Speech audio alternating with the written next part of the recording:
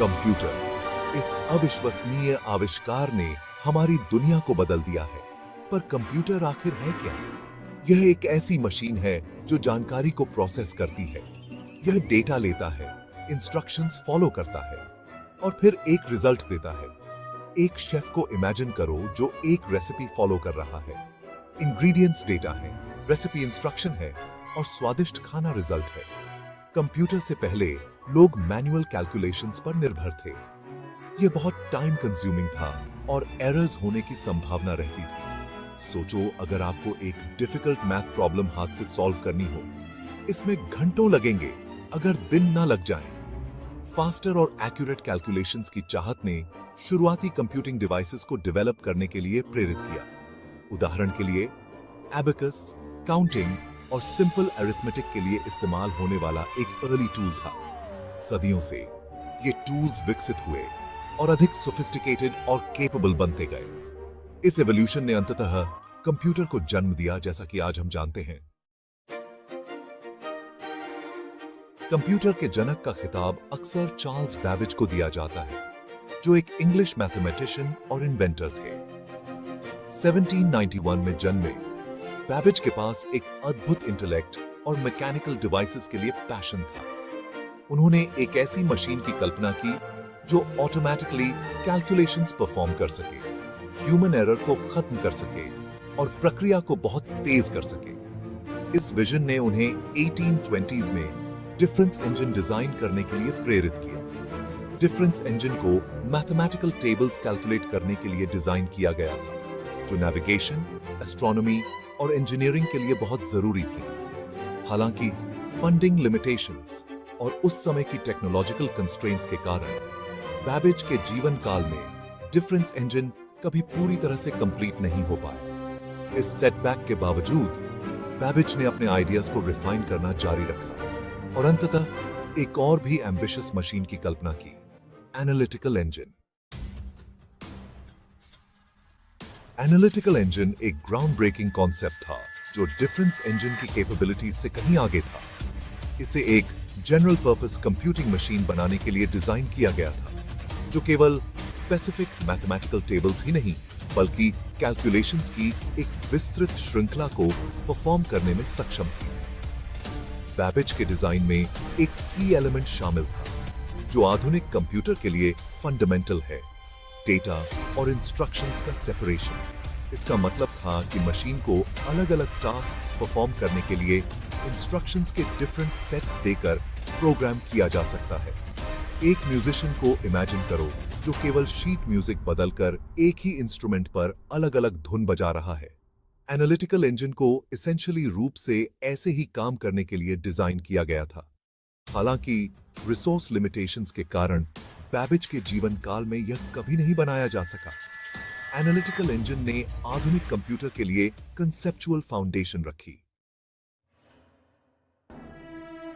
प्रसिद्ध कवि Lord Byron की बेटी एडा लवलेस ने बैबेज के विजन को दुनिया के सामने लाने में महत्वपूर्ण भूमिका निभाई।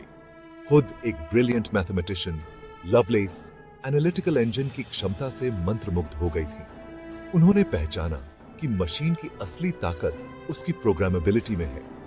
लवलेस केवल बैबेज के डिजाइन को समझने से कहीं आगे निकल गई। उन्होंने एनालिटिकल इंजन के लिए एल्गोरिदम्स डेवलप किए, एसेंशियली रूप से पहले कंप्यूटर प्रोग्राम्स लिखे। उनका काम सिंपल कैलकुलेशन से कहीं आगे था। लवलेस ने मशीन को सिंबल्स और डेटा को कॉम्प्लेक्स वेज में मैनिपुलेट करते हुए एनविजन किया, जो आधुनिक कंप्यूटर की टेक्स्ट, इमेजेस और बहुत कुछ हैंडल करने की क्षमता को दर्शाता है। लवलेस के कॉन्ट्रिब्यूशंस ने इतिहास में पहली कंप्यूटर प्रोग्रामर के रूप में उनका स्थान पक्का कर दिया और इन मशीनों की विशाल संभावनाओं को वास्तविकता बनने से बहुत पहले डेमोन्स्ट्रेट किया। भाग 5, आधुनिक कंप्यूटिंग की ओर कदम, कोलोसस और ENIAC। 20वीं सदी के मध्य में युद्ध और वैज्ञानिक अनुसंधान की मांगों से प्रेरित होकर कंप्यूटिंग तकनीक में महत्वपूर्ण प्रगति देखी गई। द्वितीय विश्व युद्ध के दौरान अंग्रेजों ने कोलोसस विकसित किया, जो एक गुप्त कोड ब्रेकिंग मशीन थी। जर्मन संदेशों को डिक्रिप्ट करने में कोलोसस ने महत्वपूर्ण भूमिका निभाई, जिससे मित्र देशों की सेनाओं को महत्वपूर्ण खुफिया जानकारी मिली। हालांकि बैबेज के एनालिटिकल इंजन की तरह एक सामान्य उद्देश्य वाला कंप्यूटर नहीं था, कोलोसस ने इलेक्ट्रॉनिक कंप्यूटिंग की अपार शक्ति का प्रदर्शन किया। युद्ध के तुरंत बाद संयुक्त राज्य अमेरिका ने ENIAC electronic numerical integrator and computer विकसित किया, जो पहला सामान्य उद्देश्य वाला इलेक्ट्रॉनिक कंप्यूटर था।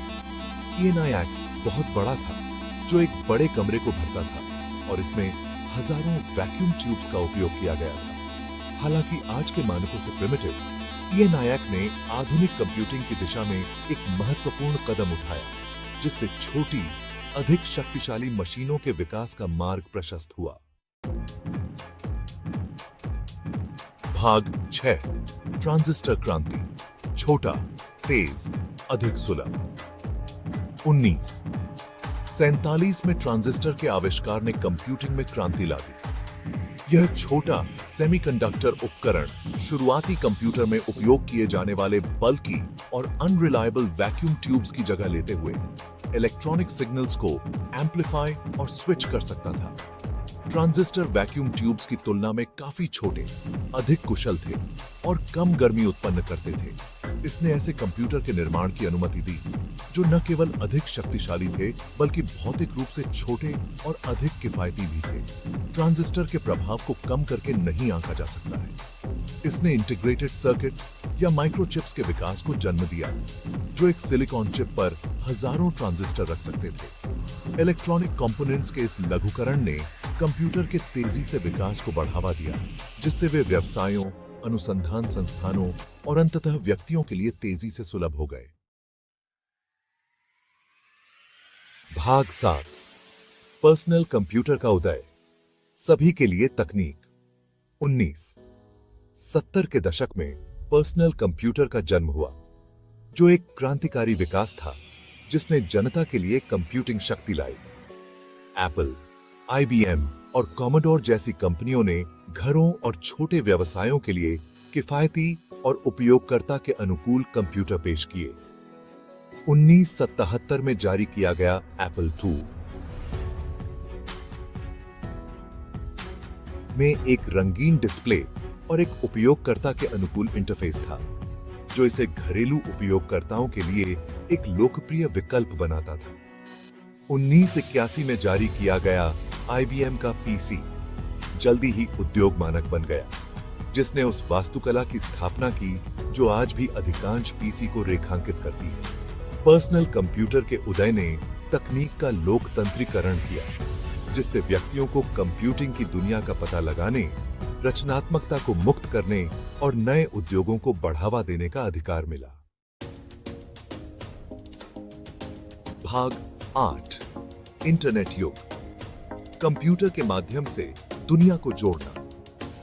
20वीं सदी के अंत में इंटरनेट के विकास ने कंप्यूटिंग इतिहास में एक और महत्वपूर्ण क्षण को चिह्नित किया। इसने एक वैश्विक नेटवर्क बनाया जो दुनिया भर के कंप्यूटर और लोगों को जोड़ता है। इंटरनेट की उत्पत्ति का पता 1960 के दशक में अमेरिकी रक्षा विभाग द्वारा वित्त पोषित एक परियोजना ARPANET से लगाया जा सकता है।